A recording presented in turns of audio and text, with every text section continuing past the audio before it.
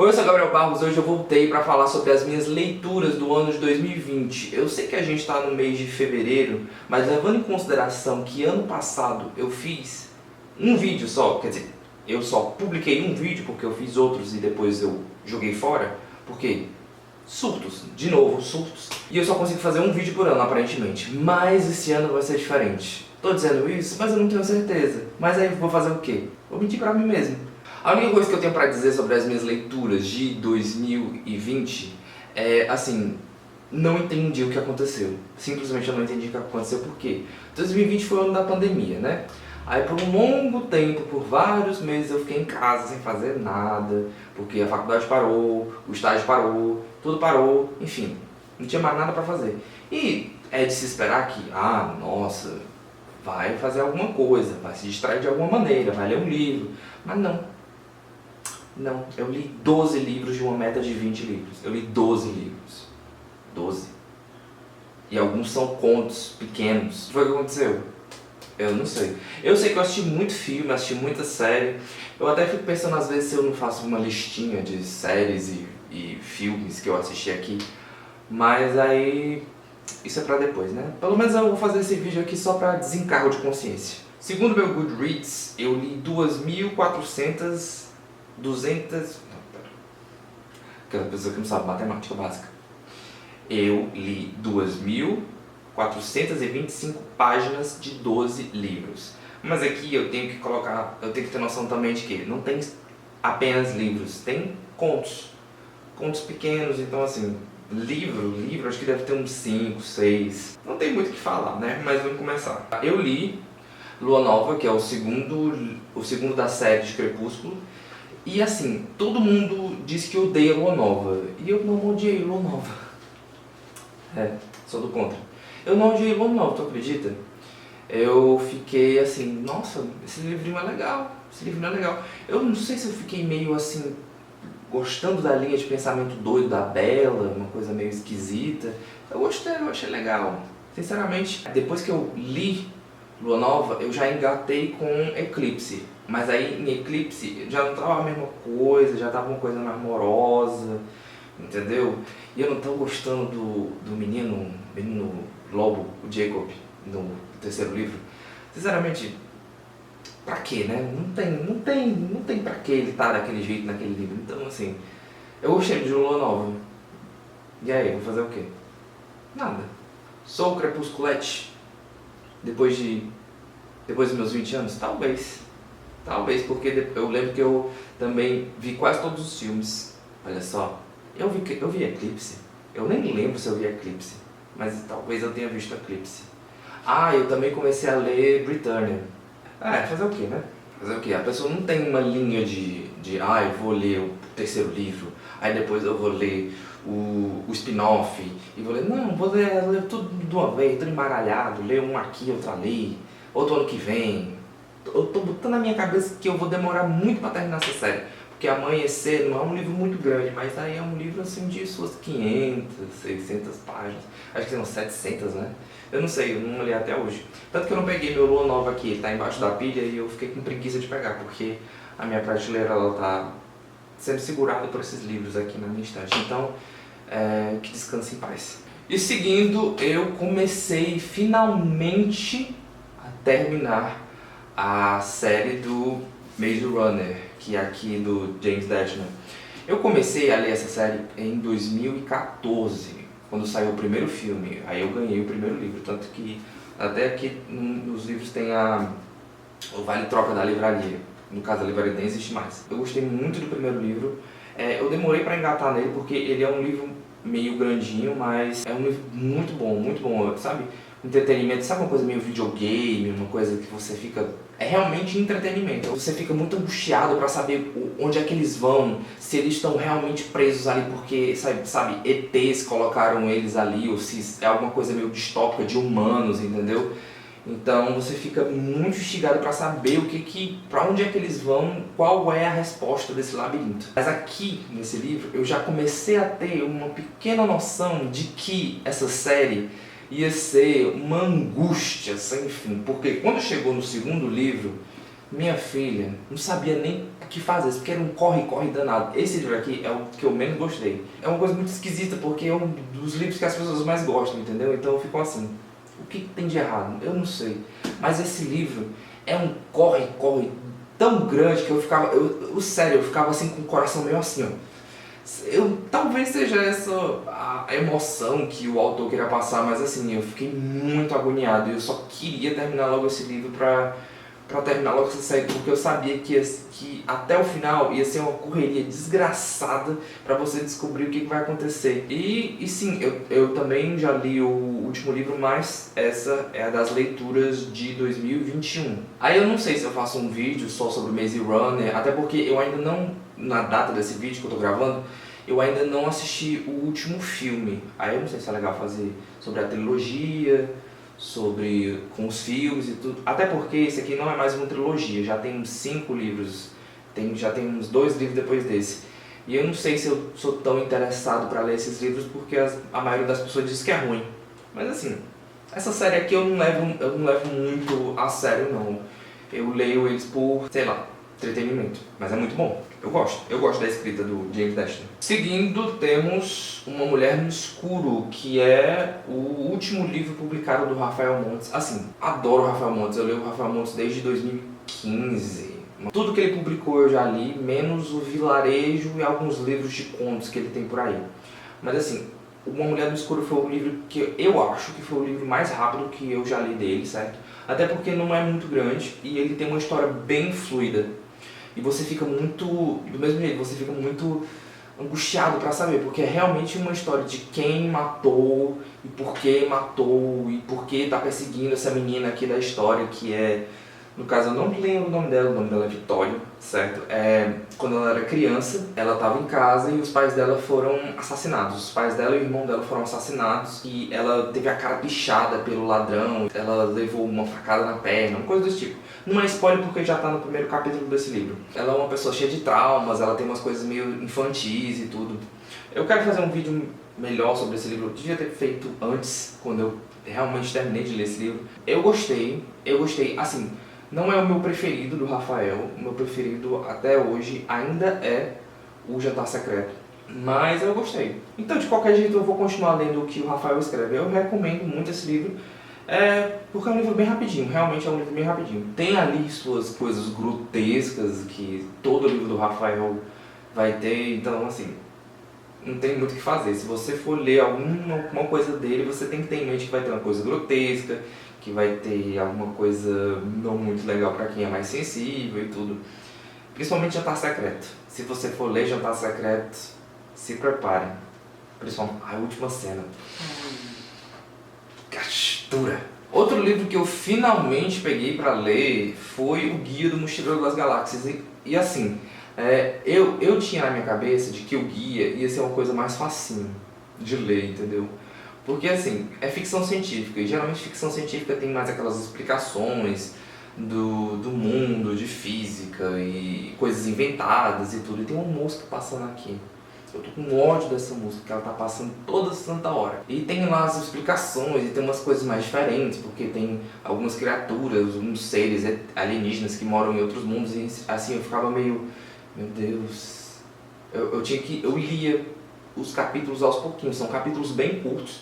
Vai contar a história desse cara que é o Arthur, que ele mora na Inglaterra e tá lá, ele mora numa casinha em um local específico, só que a casa dele está prestes a ser demolida para eles construírem alguma coisa, uma rodovia, uma coisa assim.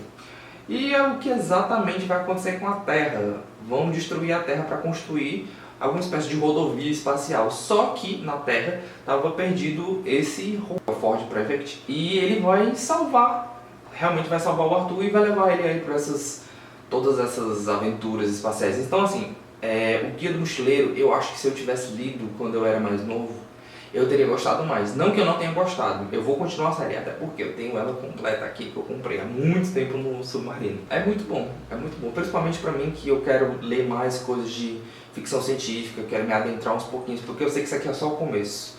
Eu fico pensando que tem coisa muito mais complicada do que o Guia do Mochileiro das Galáxias. Tipo, eu nunca li Asimov, nunca li a Fundação e esse tipo de coisa, Duna, mas eu sei que deve ser elevado, né? Mais complicado.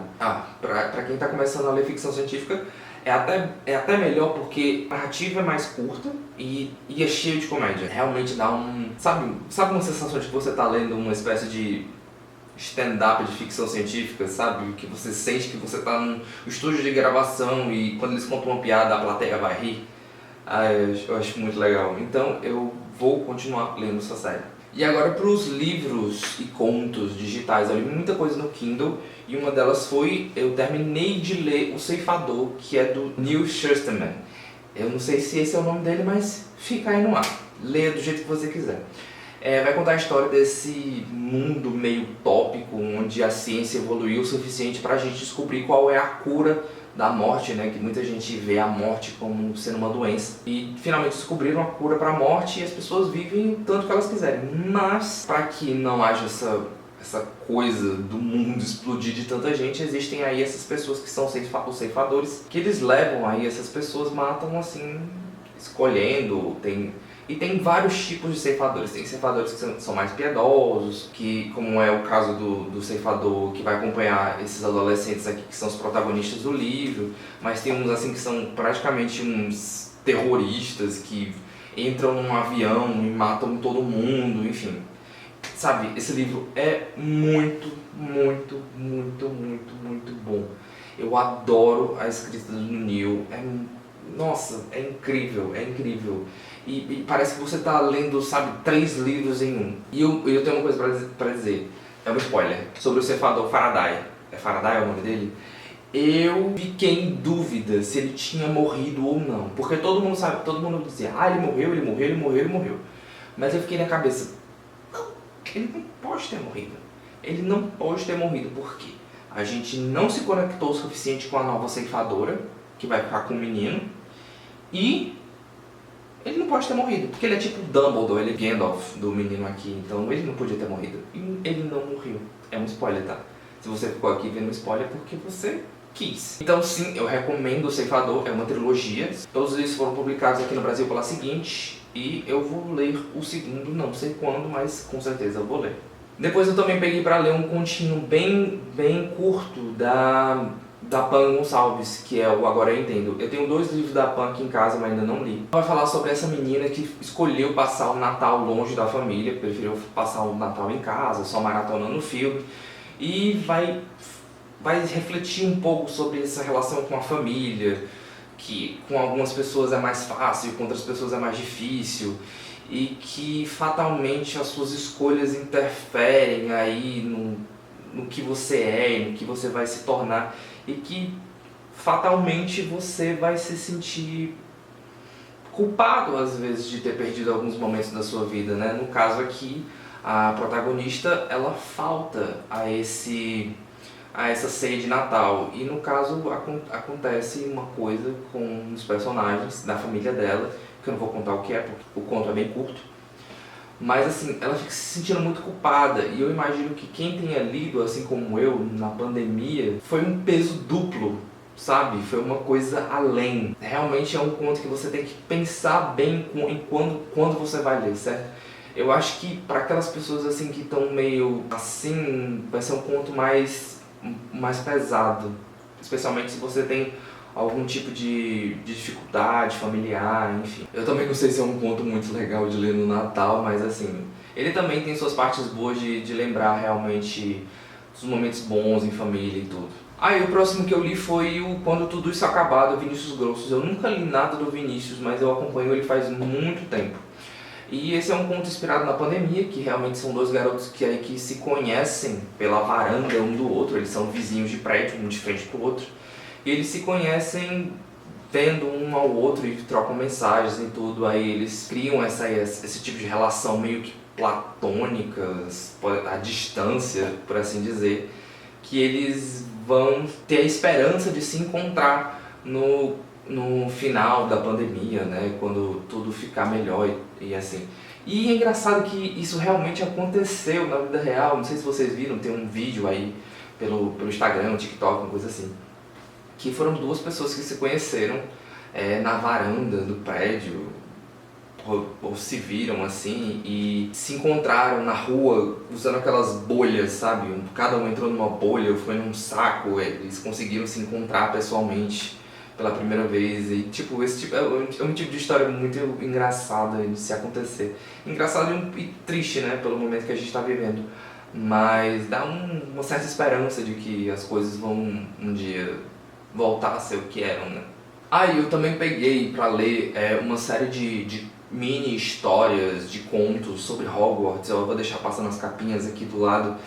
Mas assim, não foram histórias assim que eu não conhecia ou que eu já não teria ouvido falar em algum outro lugar, sabe?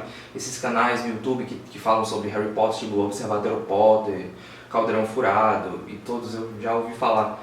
Então assim, não foi nada muito novo, mas foi uma coisa bem legal porque eu tava querendo passar o tempo, querendo ler alguma coisa rapidinho, eu tava meio que preso nas leituras, então são algumas leituras assim que tem no Kindle Unlimited para você revisitar o mundo de Harry Potter, assim, se você não for muito antenado e não conhecer muito, não acompanhar muito esses canais e esses sites de notícias, e também para você acelerar aí as suas leituras se você estiver um pouquinho empacado.